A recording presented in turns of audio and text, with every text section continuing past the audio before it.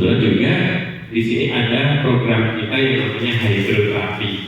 Hidroterapi itu untuk fungsi tambahan, yaitu sebagai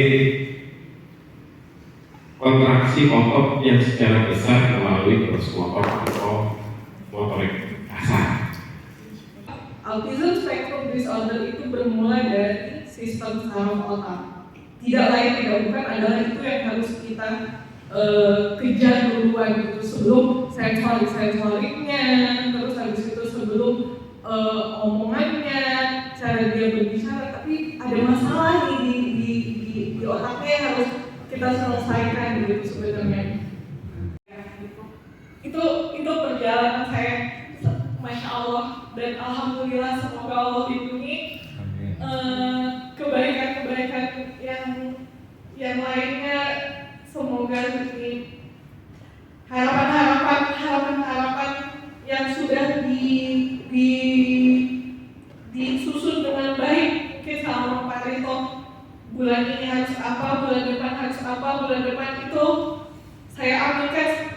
Kalau beliau selalu bilang tentang Al-Fatih sudah bisa ini, itu saya nanti dia bisa, kayak saya punya harapan setiap harinya tuh, kayak saya hari ini dia apalagi yang saya bisa aminkan gitu, nanti dia bisa ini gitu. Amin ya Allah, amin. Saya setiap beliau sampaikan apapun tuh rasa saya suatu titik terang, oh saya nggak harus terpuruk dengan keadaan ini gitu, karena beliau juga mungkin sudah punya gambaran secara umum gimana menghadapi anak-anak ASD dengan permasalahannya masing-masing. Saya lihat ya, sama semuanya tuh ada terapi sensori, terapi bicara, terapi behavior, terus sama edukasi gitu kan. Masing-masing sih ada kekurangan dan kelebihannya. Nah, semua itu saya perhatiinnya ada yang aneh-aneh juga sih. Namanya kan belum ada yang apa sih ya, autis tuh sebenarnya ini itu beda-beda ya, belum ada yang sebenarnya Kak temannya belum pasti ya, penyebabnya juga apa gitu. Pemeriksaan itu harusnya ada data baik secara empiris maupun secara klinis. Empiris itu berbentuk yaitu karakter atau sifat, ciri-ciri, tabiat, dan pola hidup setiap harian anak. Jiwanya bagaimana itu berdasarkan dari empiris. Sedangkan bukti klinis itu adalah bukti objektif yang ada pada metabolisme badan, khususnya orang. Apakah badan itu mengalami satu kekurangan? Apakah di dalam metabolisme di dalam tubuh itu ada kekurangan yang harus dicek lebih lanjut? Makanya di sini teman-teman kalau mungkin periksa dengan dokter, gunakan intelijensi kita atau kecerdasan kita untuk sekedar bertanya. Jangan menggunakan ego. Egonya dari mana?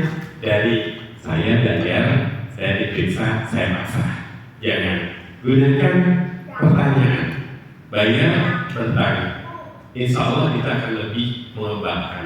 Ya, seperti tadi sudah diceritakan Om Rito, kalau Rehan itu ketemu Om Rito usia berapa, Ren?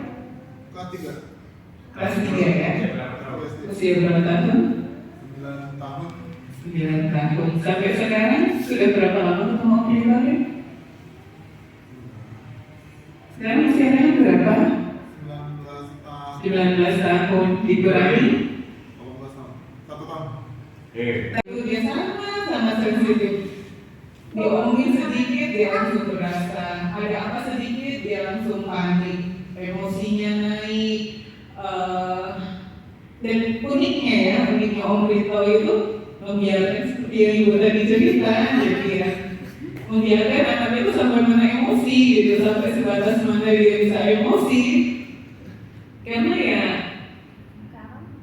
anak-anak ini kan tidak harus kita jaga terus emosinya gitu, harus Kan banyak yang menganggap kalau anak berkebutuhan khusus yang penting dia nggak ganggu, yang penting dia nggak marah-marah, yang penting dia bisa duduk diem gitu. Padahal kan nggak seperti itu. Dia mereka itu harus bisa mandiri, harus bisa menyelesaikan masalah, harus bisa berinteraksi dengan normal di lingkungan gitu. Dan tidak semua orang di lingkungan yang akan bisa menerima, iya kan, tidak bisa menerima dengan orang lain harus menjaga hatinya dan orang lain harus menjaga maklum dengan tingkah lakunya gitu. Jadi ya. Sebenarnya proses pertumbuhan anak itu dimulai dari usia 4 bulan di kandungan. Sebagaimana dalam Quran juga dikatakan, dalam 4 bulan di kandungan itu kata Allah, aku tiupkan ruhku kepada janin sehingga dia bisa melihat dan mendengar. Bayangkan itu sudah tercatat dalam Al-Quran. 2, 3. Bintaro Kids Care, update! Bintaro Kids Care, tujuan seminar hari ini agar pertama orang tua itu bisa memiliki daya untuk kecerdasannya untuk bertanya terhadap pemeriksaan terhadap tenaga ahli di dalam memeriksa anaknya ya.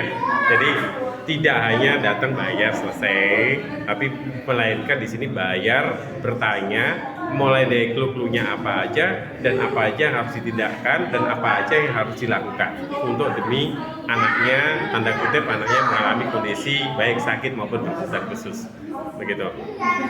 Untuk terapinya sendiri di tahun kedua, alhamdulillah kami sudah bisa mencapai pada tahapan-tahapan kesempurnaan dan sangat lebih cepat dalam waktu 1 bulan bisa kita capai di dalam kognitifnya dan mempertanggungjawabkan kemampuan intelijensinya, dan insya Allah akan lebih baik untuk ke depan, mungkin lebih cepat lagi ya, paling sekitar antara 2 sampai dengan 3 minggu bisa untuk lebih dipertanggungjawabkan.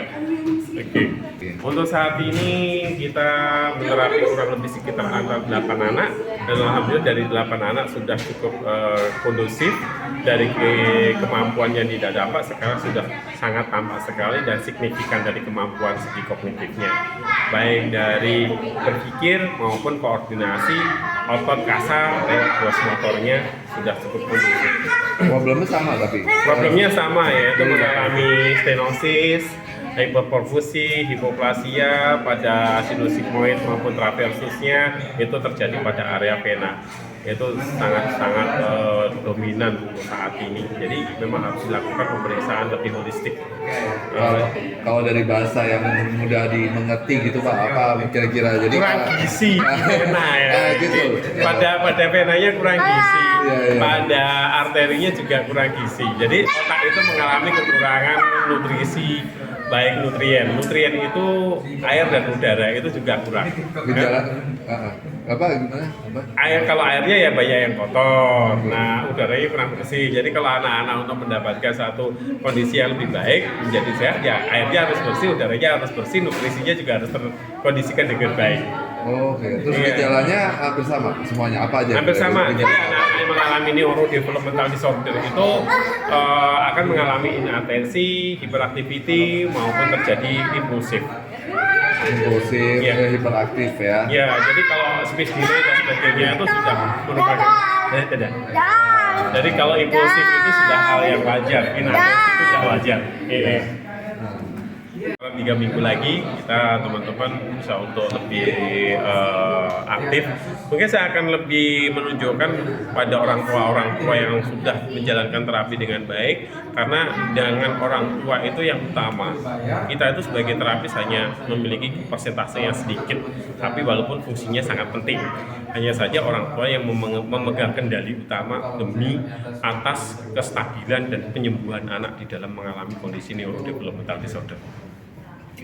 Nama saya Halida, anak saya umur 5 tahun mengalami autism spectrum disorder, dan setelah 1 bulan di Bintaro Kids Care, alhamdulillah sudah ada pencapaian, sudah pemahamannya lebih dapat, atensinya lebih dapat, terus komunikasinya juga mulai terbentuk antara orang tua sama anak, dan itu pencapaian yang alhamdulillah saya dapat. Sebelumnya seperti apa Bu? Sebelumnya anaknya untuk dipanggil saja itu agak sulit untuk melihat kita sosok orang tuanya gitu. Terus habis itu sebelumnya juga dia untuk pemahaman tuh sangat-sangat minim sekali untuk pemahamannya, dan gerak-gerak ototnya itu sangat minim sekali. Dan alhamdulillah setelah berenang, setelah DCOA ada perubahan-perubahan yang cukup terasa sebagai orang tua.